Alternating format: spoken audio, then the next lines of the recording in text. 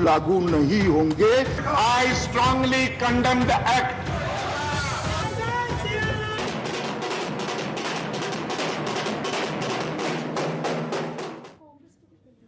Break के बाद आपका स्वागत है। तो देश में चारों तरफ जश्न का माहौल है। धारा 370 अब इतिहास हो गई है। संदीप, क्या लगता है अब हमारी जो जन्नत है, जो कश्मीर को जन्नत हम लोग भी कहते हैं, सारी दुनिया कहती है, उसका सही ढंग से विकास होगा?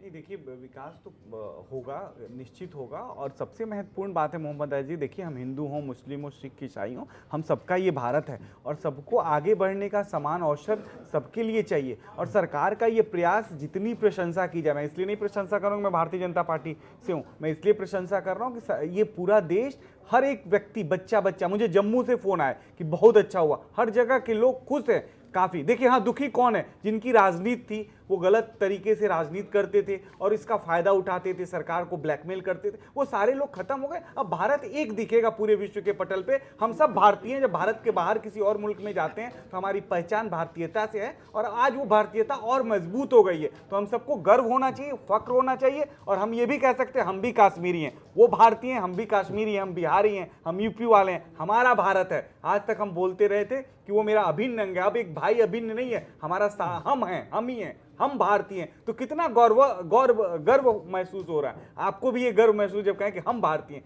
तो आज ये बहुत बड़ा दिन है इस भारत के लिए और मैं तो शायद इसको सजो के रखना चाहूंगा कि कल मरूं भी तो मुझे ये ऐतिहासिक दिन का याद हो कि भारत के सदन के अंदर, संसद के अंदर हमारे गृह मंत्री जी ने इस तरह की बातें कही हैं और मैं गौरवान्वित हूँ, इस भारत का नागरिक होकर मैं गौरवान्वित हूँ कि मेरे पास ऐसी सरकार है आज की डेट में। ओके, देखिए बहुत अच्छी बात है। मैं बार बार यही कहना चाहूँगी कि जो भी डिसीज़न आया है, बशर्ते इसके कि जब ये डिसीज़न आया है, लिया गया है, तो इसको उसी नीति और उसी नियत के साथ आगे लेके जाया जा सके जिससे आज लोगों में एक उमंग है कि हमारे साथ एक अच्छा हुआ है या ये आर्टिकल हटाए गए हैं तो इसमें अब हम आगे कुछ सोच सकते हैं, उन्नति की ओर सोच सकते हैं। तो वो जो आज सोच लेके आज लोग खुश हैं, वो खुशी हमेशा तक कायम बनी रहे।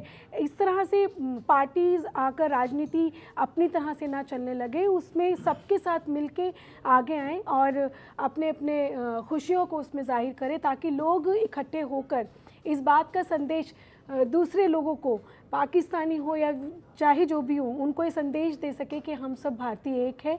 और जहां हम सोच लेते हैं वहां फिर हिंदू और मुस्लिम और सिख ईसाई नहीं रह जाता, वहां हम सिर्फ एक भारतीय होते हैं।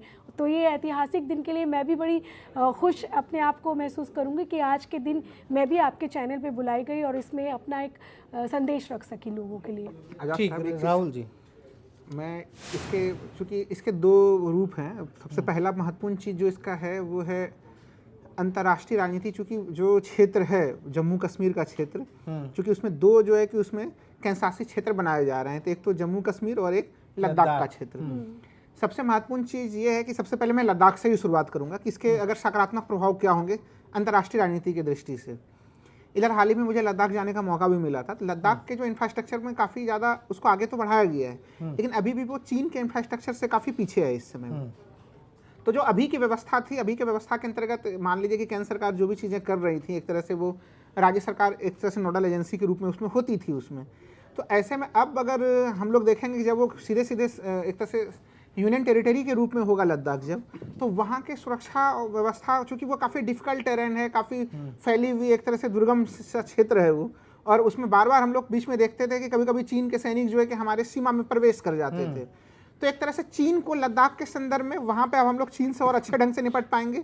एक तो पहली चीज़ तो मुझे ये नज़र आ रहा है कि चीन को एक अच्छा सा करारा जवाब है अगर इसको अंतर्राष्ट्रीय राजनीति की दृष्टि से देखें। अब मैं आ रहा हूँ जम्मू कश्मीर वाले क्षेत्र में। तो जैसा कि जम्मू कश्मीर के क्षेत्र में जो हलचल हुई है और उसका जो प्रभाव दिख रहा है वो हम लोग सुबह से ही देख रहे हैं कि एक तरह से इमरान खान किस तरह से सुपर एक्टिव है और वो काफ़ी दुखी हैं, जबकि ये भारत का एक आंतरिक मामला है। वो संशासित क्षेत्र रहेगा, 370 रहना नहीं रहना ये भारतीय संविधान के अंतर्गत ये भारतीय नीति निर्माताओं को तय करना और यहाँ के संसद को तय करना और यहाँ के न्यायपालिका को तय करना है। ये इसमें इमरान खान की कोई भी भूमिका नहीं है। तो जिस तरह से इमरान खान टेंशन में दिख रहे हैं, स्पष्ट लग रहा है कि कहीं ना कहीं जो यूनियन टेरिटरी वो बनेगा, लग रहा है कि उससे पाकिस्तान भी डरा हुआ है कि सीमा पार आतंकवाद को लेके जो उसकी चीज़ें चल रही थी उसके ऊपर ब्रेक लगेगा, जो उसने बिजनेस बना रखा था अंतर्राष्ट्रीय। हाँ, मैं मैं उसी की तरफ जा रहा हूँ, क्योंकि देखिए हम लोगों ने हाल फिलहाल में इसी चैनल पे हम लोगों ने डिस्कशंस भी किए कि कैसे 22 जुलाई को भी ट्रंप ने कहा कि वो इसमें जो है कि वो एक तरह से मध्यस्थता करना चाहता है कश्मीर के मामले को लेके, या फिर हम लोग हाल फिलहाल में भी उनके बयान को देखें तो देखिए आप जब आपके घर की कोई कड़ी जब कमज़ोर रहती है तो उस कमज़ोर कड़ी के ऊपर हर तरफ से बाहर से भी हमले होने की या उसके ऊपर लोगों की नज़र होती है, लेकिन जब आप उस कमज़ोर कड़ी को भी मजबूत कड़ी के रूप में बदल देते हैं तो इस तरह की संभावनाएं घटेंगी। तो इसलिए मुझे लग रहा है कि सुरक्षा के दृष्टि से जिस तरह से पाकिस्तान बौखलाया हुआ है तो स्पष्ट है कि और जो पीछे से छुपी हुई महाशक्तियाँ थीं उनको भी मैसेज गया होगा इसका। तो ये हम लोग अंतर्राष्ट्रीय राजनीति के सुरक्षा की दृष्टि से एक चीज़ें देख रहे हैं। दूसरी चीज़ है कि अब वहाँ की जो घरेलू राजनीति होगी वो कैसी होगी। स्पष्ट है कि जब वो केंद्र शासित प्रदेश होगा, देखिए जो लद्दाख का क्षेत्र है वहाँ पे विधानसभा होना नहीं है, वो चंडीगढ़ की तरह का होगा, तो वहाँ पे तो केवल लोकसभा के चुनाव होंगे। लेकिन जो जम्मू कश्मीर जब जम्मू कश्मीर केंद्र शासित हो जाएगा तो वो भी दिल्ली की तरह में काम हाँ करेगा। वही मैं कह रहा हूँ कि देखिए दिल्ली की तरह की स्थिति होगी, यानी कि हर मामले में वो अपने उपराज्यपाल या प्रशासक के ऊपर वो निर्भर होगा पूरी तरीके से। इसका एक चीज़ तो एक प्रभाव तो हम लोग जरूर देख रहे हैं कि जो वहाँ की जो क्षेत्रीय दल हैं उनकी जो आज जितनी मजबूत स्थिति है पीडीपी की, नेशनल कॉन्फ्रेंस की, चूंकि वो एक फुल स्टेट के अंतर्गत वो राजनीति कर रहे थे, उनकी स्थिति काफ़ी अब लो प्रोफाइल हो जाएगी उनकी। ये तो हम लोग को प्रारंभिक तौर पे स्पष्ट रूप से दिख रहा है और हर छोटे छोटे मामलों पे वो दिल्ली के ऊपर निर्भर होगा ये। तो ये एक तरह से हम लोग आंतरिक तौर पे राजनीति में हमें काफ़ी बड़ा बदलाव दिख रहा है। और हो सकता है कि चूंकि 2-3 महीने के बाद उसके अंतर्गत के चुनाव भी संपन्न हो तो जो वहाँ पे नई राजनीति होगी, जो नए चुनाव होंगे वो भी काफ़ी अलग किस्म के दिलचस्प नतीजे उसके भी हम लोगों को देखने के लिए मिलेंगे उसमें। रमेश ठाकुर, क्या लगता है हमारी सीमाएं और चौकस हो जाएंगी? कश्मीर में पाकिस्तान से जो आतंकी घुस आते हैं उन पर अब लगाम लगेगी? नहीं, बिल्कुल राहुल जी कह रहे हैं ना, जो कमज़ोर कड़ी है ना, कमज़ोर कड़ी दरअसल क्या है, जो जम्मू कश्मीर के अंदर कुछ जयचंद जो बैठे हुए थे जिनसे सपोर्ट मिल रही थी जमुना उधर अपने सरहद के पार के, तो उन लोगों के जो हाथ आज पूरी तरीके से टूट गए हैं, वो किसी मतलब काम के नहीं बचे हैं। अब जिस तरीके से इमरान खान का आज दुख सामने आया है और वहाँ की जो लीडरशिप है, वहाँ के चैनल, कोई भी चैनल देख लो, किस तरीके से मातम का जो माहौल बना हुआ है, तो वो ये हमारी बहुत बड़ी जीत है। लेकिन मुझे कहीं ना कहीं लगता है, देखो आपने जो करा, नीति आपकी बहुत साफ है, पानी की तरह साफ रही है, लेकिन अब इसमें नीयत आपकी साफ होनी चाहिए।